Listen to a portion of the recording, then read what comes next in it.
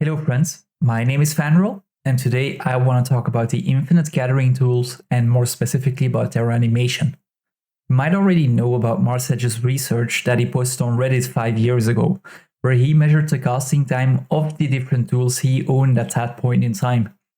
You can also find these results on the Fast Farming website and Pew Research Center.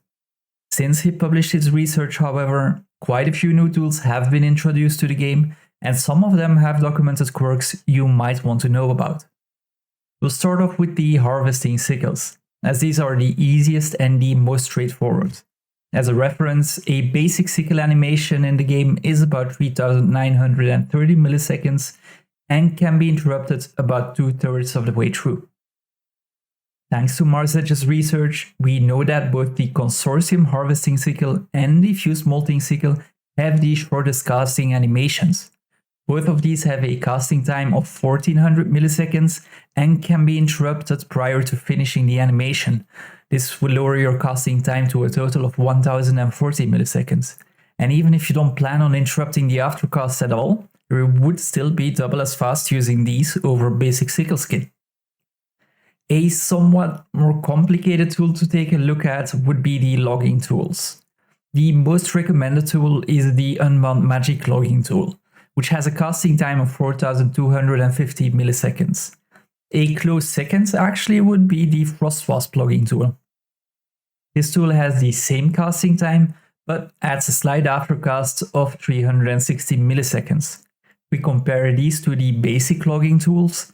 The two aforementioned are about a third faster to use. An advantage the Frost Wasp actually has over the Unbound tools is that you can buy it as a single tool as opposed to a bundle. A disadvantage is that it doesn't come with a glyph included. These tools, however, might not be the best out there. There have been mentions on the forums on Reddit and YouTube that a few tools might be differently impacted by either quickness or the glyph of industry.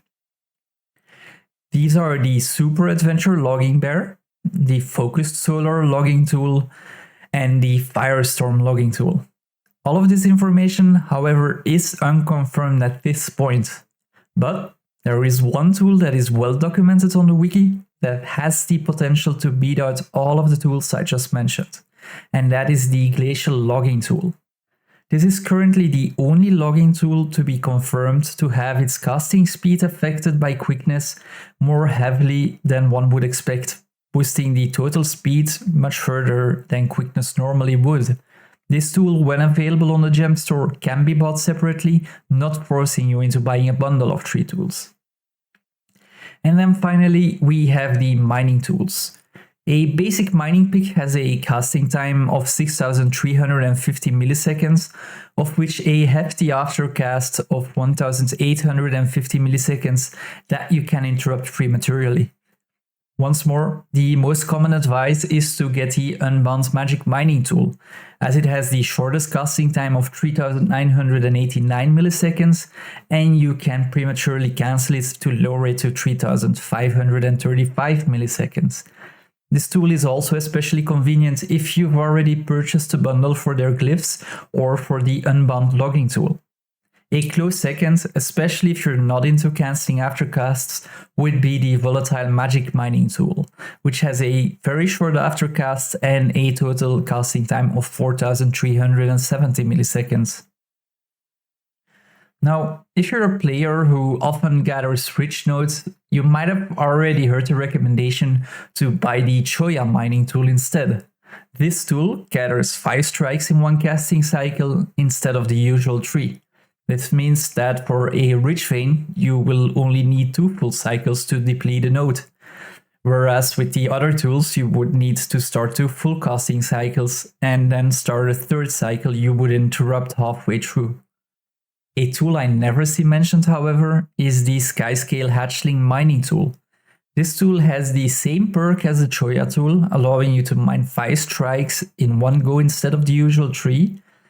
And its casting time is actually also heavily impacted by quickness or the glyph of industry, making it much faster and, in my opinion, the clear winner.